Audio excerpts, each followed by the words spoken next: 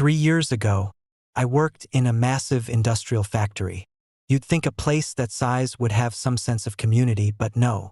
They hired through 5 different temp agencies, and the turnover was insane. One day, you'd meet a guy named Marcus from Line B. The next, he was gone. No goodbyes. No explanations. It was a revolving door of faces. Nobody stuck around long enough to matter, which made it too easy for someone to be a ghost and still wreak havoc. And that's exactly what happened. Started small. One day, my lunch was gone. I thought maybe I forgot it at home. No big deal. But then it happened again. And again. Every single shift. 6 straight 12-hour days. And every day, my lunch disappeared. Now, I'm not talking about some sad little sandwich. I cook. I take pride in what I bring. I'm talking smoked turkey wraps, teriyaki chicken bowls, homemade chili, real food, and some parasite was snatching it like I was their personal meal service. The worst part? I had no idea who it was. No one in the break room said a word. Everyone avoided eye contact when I brought it up. No cameras. No security. It was like the damn Bermuda Triangle for food. But I'll tell you what I did know. I was starving, angry, embarrassed, and something inside me started to twist. By the end of that week, I wasn't just hungry. I was livid. It wasn't just the food. It was the disrespect.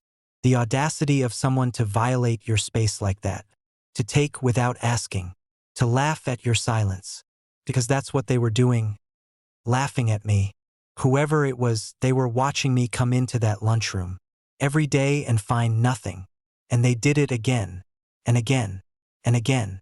I fantasized about catching them, red-handed, about throwing my empty Tupperware at their face, about quitting this job and leaving that place to rot. But instead, I got creative. That Sunday night, I made the best steak fajitas of my life. Strips of marinated sirloin, grilled to perfection. Sautéed peppers and onions, still sizzling. A homemade pico de gallo with cherry tomatoes, red onions, cilantro, lime juice, and one very special ingredient, Carolina Reaper peppers. If you don't know what those are, let me educate you. Carolina Reapers are the hottest peppers on planet Earth. 2.2 million Scoville units. Eating just one can make your eyes water, nose bleed, and throat seize up. It's like swallowing lava with a side of fire ants. And I didn't just sprinkle it in. I minced that evil little fruit into the pico until it was blended seamlessly. I topped the fajitas with a garnish of lime and cilantro. Put it all in a clear-lidded container.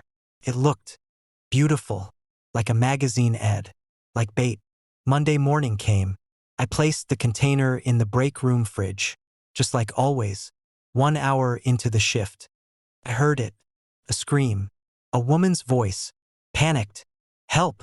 Somebody call 911. I dropped my wrench and bolted down the hall. I pushed through the break room door, and there he was, lying on the floor, gasping, red-faced, sweating. His lunch tray spilled beside him. Half-eaten fajitas scattered across the tile. His eyes were wide. His mouth was open, drooling. He was choking, no, wheezing, gulping air. His hands were trembling, grasping at his throat. Somebody yelled, "He's having an asthma attack." They called an ambulance. The guy was rushed to the hospital within minutes.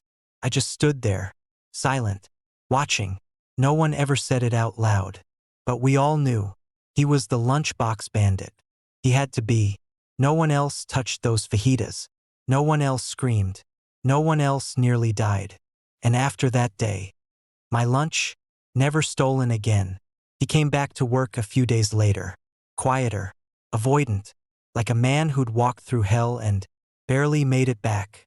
He didn't say a word to me, not an apology, not a look, nothing. And I never said anything either. Until now. That revenge wasn't just about food.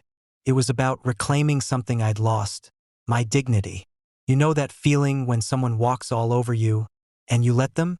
That pit in your stomach that eats away at you.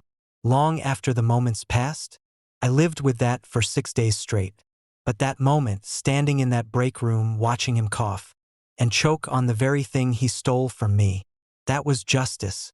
Pure, silent, poetic justice. If the story hit you, like it hit me, smash that like button. And let me know in the comments, what would you have done if someone stole your lunch every day? And if you want more jaw-dropping revenge stories like this one, you know what to do. Like video and hit that subscribe button and ring the bell. We've got plenty more tales of karma, justice, and sweet, sweet payback. Thanks for watching.